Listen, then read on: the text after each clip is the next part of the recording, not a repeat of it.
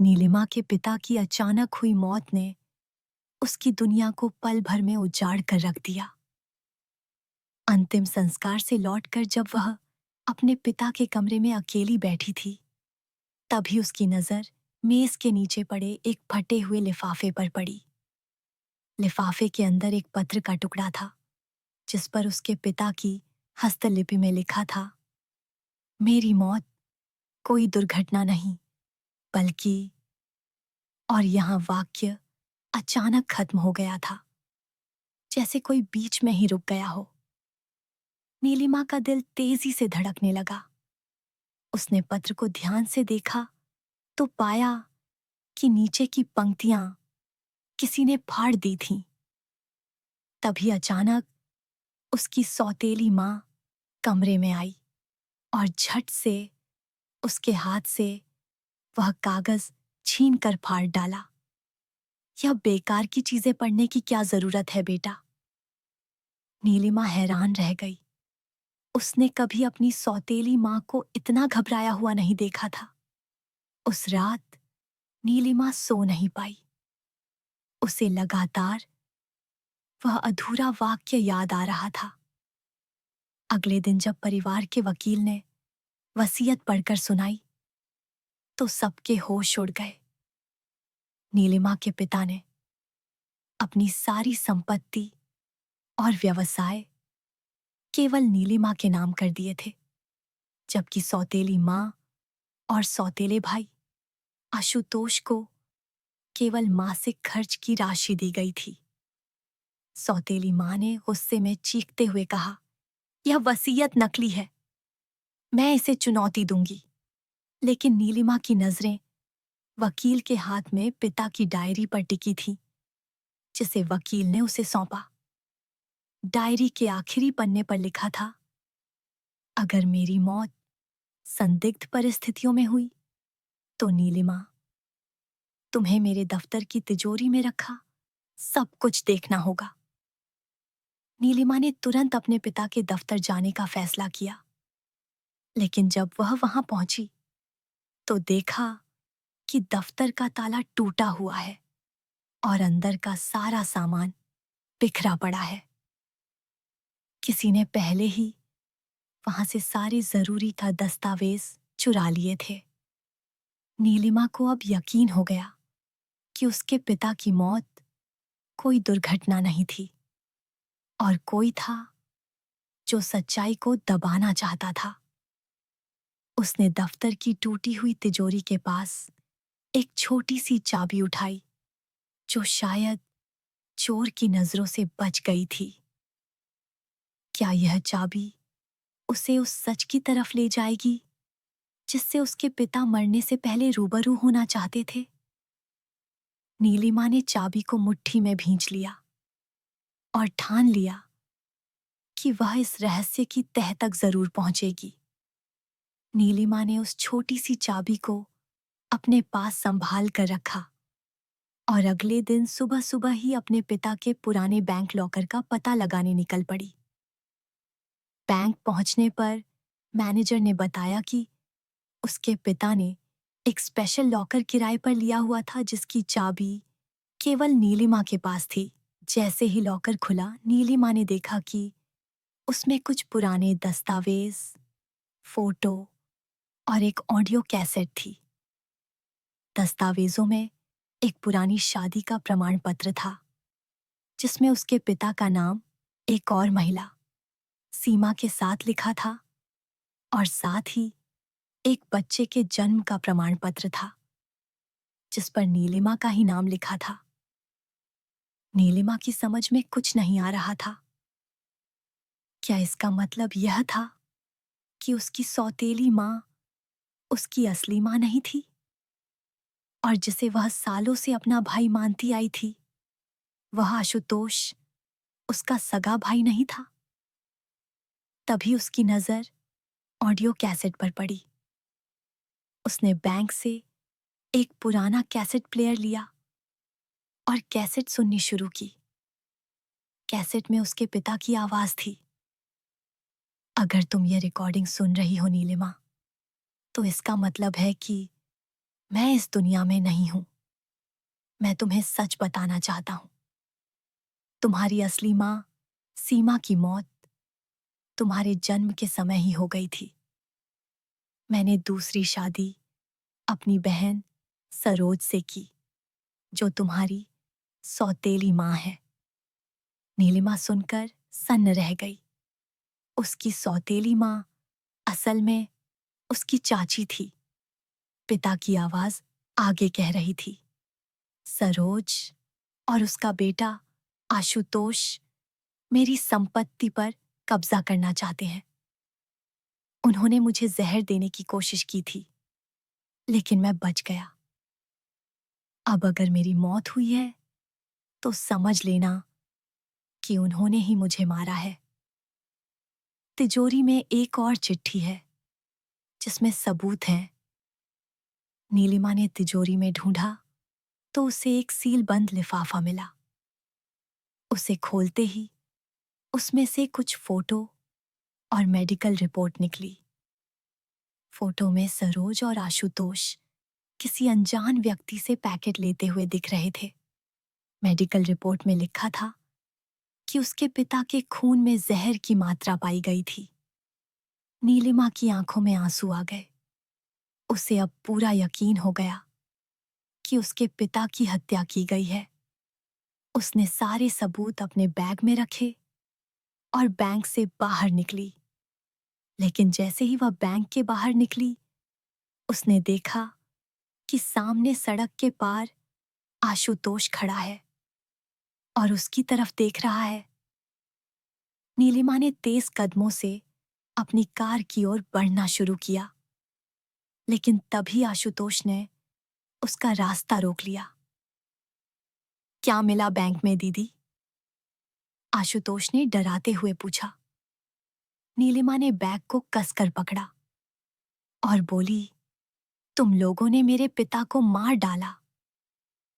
आशुतोष हंसता हुआ बोला, अब तुम्हारी बारी है दीदी। इतना कहकर वह वहां से चला गया। नीलिमा समझ गई कि अब उसकी जान को खतरा है। उसने तुरंत पुलिस को फोन करने का फैसला किया, लेकिन तभी उसके फोन पर एक अज्ञात नंबर से मैसेज आया। अगर पुलिस को फोन किया तो तुम्हारी सहेली रीना का कुछ हो जाएगा।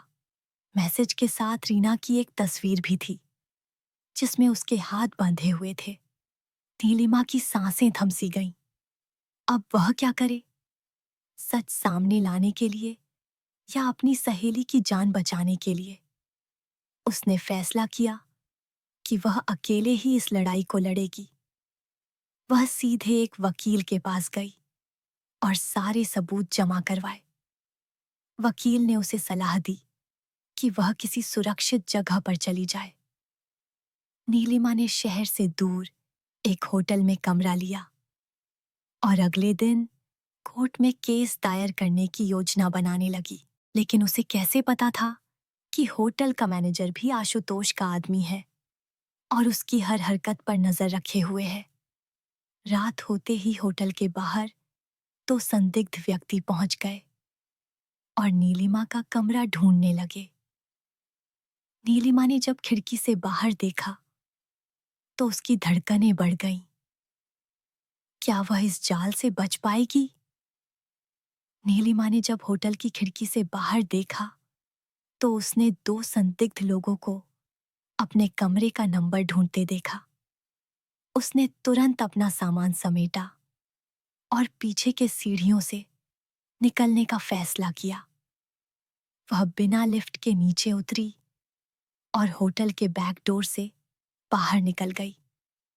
सड़क पर खड़ी एक टैक्सी में वह तेजी से बैठी और ड्राइवर से शहर के बाहर जाने को कहा।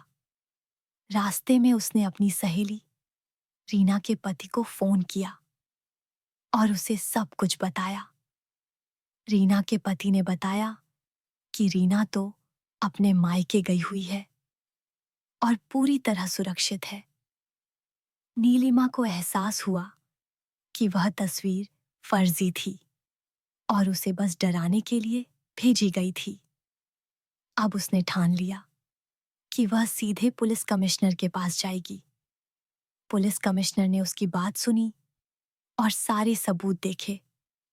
उन्होंने तुरंत सरोज और आशुतोष के खिलाफ मामला दर्ज किया।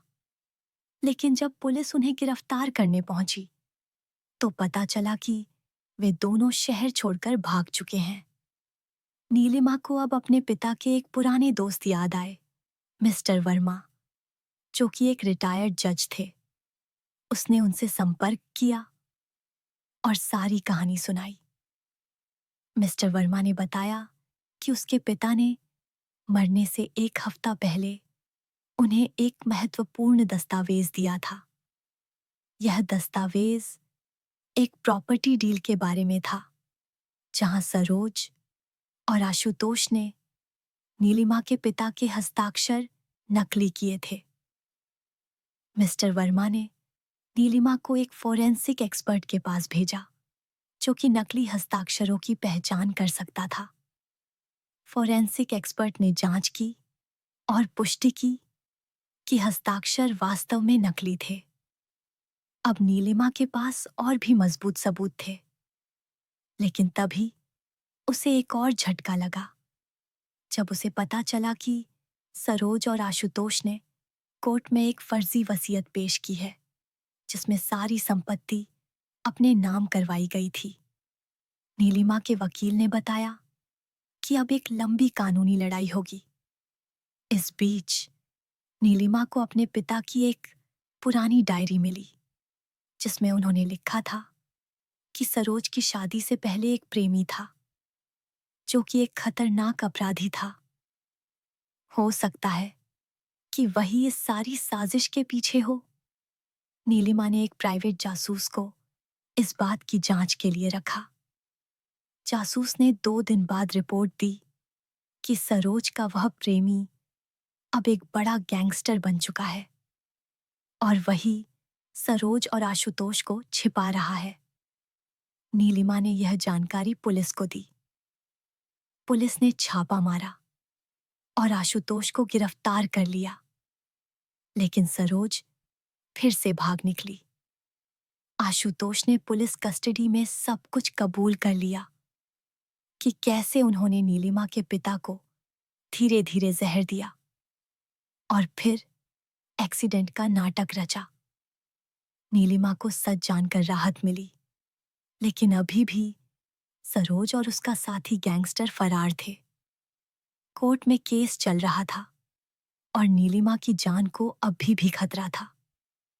पुलिस ने उसे सुरक्षा दी, लेकिन नीलिमा जानती थी कि जब तक सरोज पकड़ी नहीं जाती, तब तक उसे चैन नहीं मिलेगा।